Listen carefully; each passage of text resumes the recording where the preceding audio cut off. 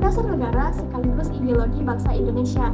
Nah, Pancasila merupakan ideologi terbuka yang dimana Pancasila sebagai ideologi terbuka adalah pandangan hidup bangsa yang memiliki nilai dasar dan juga nilai instrumental yang mampu berkembang sesuai dengan perkembangan zaman dan juga dinamika sosial masyarakat.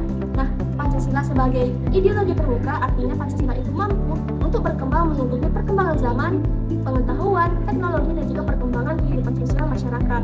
Nah, dalam Pancasila sebagai ideologi terbuka terdapat 3 sifat, yaitu sifat rasionalitas, idealitas, dan juga fleksibilitas.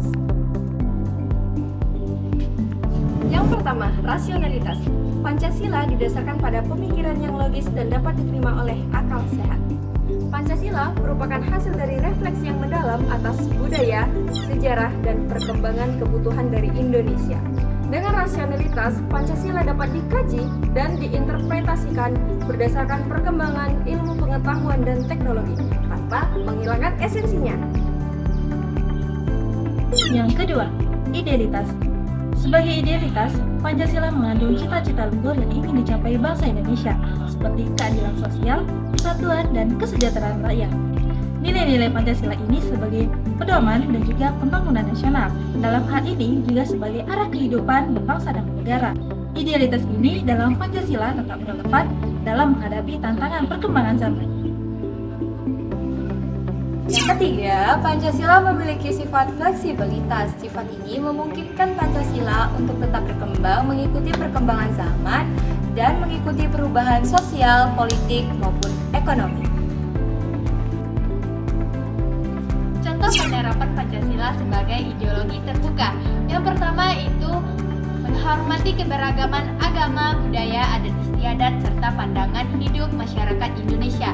Yang kedua itu mendorong partisipasi aktif dalam proses demokrasi, seperti pemilihan umum secara adil dan juga transparan. Yang ketiga itu yaitu memberikan akses yang sama terhadap layanan publik, pendidikan, dan kesehatan bagi seluruh lapisan masyarakat. Yang keempat itu melindungi hak asasi manusia tanpa memandang suku, agama, ras, budaya, dan serta jenis kelamin. Yang kelima itu setiap warga negara diberikan kebebasan untuk memeluk agama dan beribadah sesuai dengan kepercayaannya masing-masing.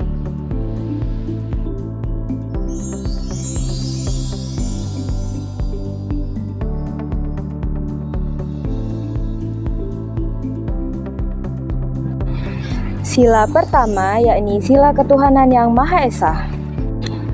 Sila pertama ini mengandung nilai luhur yang berkaitan dengan ketuhanan. Contoh penerapannya dalam kehidupan sehari-hari yaitu tertib melakukan ibadah sesuai dengan agama, menghormati setiap perbedaan terutama perbedaan keyakinan, tidak memaksakan suatu keyakinan kepada orang lain, tidak mengganggu ketika ada orang lain yang sedang beribadah, membina kerukunan dengan orang lain walaupun berbeda keyakinan. Yang kedua adalah kemanusiaan yang adil dan beradab. Bentuk pengimplementasian dari sila kedua yaitu seperti menolong sesama yang membutuhkan tanpa pamrih, menghormati hak asasi manusia, dan berperilaku sopan dan menghargai orang lain. Yang ketiga, persatuan Indonesia. Adapun bentuk dari implementasinya ialah mengutamakan kepentingan bangsa di atas kepentingan pribadi ataupun golongan, bangga menggunakan produk dalam negeri, serta menghormati simbol-simbol negara seperti bendera merah putih dan lagu kebangsaan.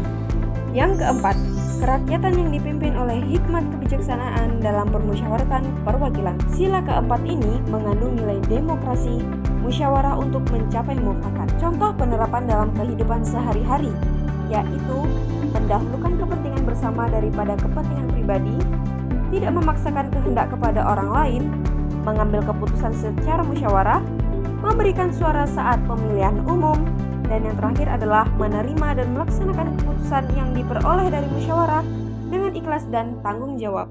5. Keadilan sosial bagi seluruh rakyat Indonesia.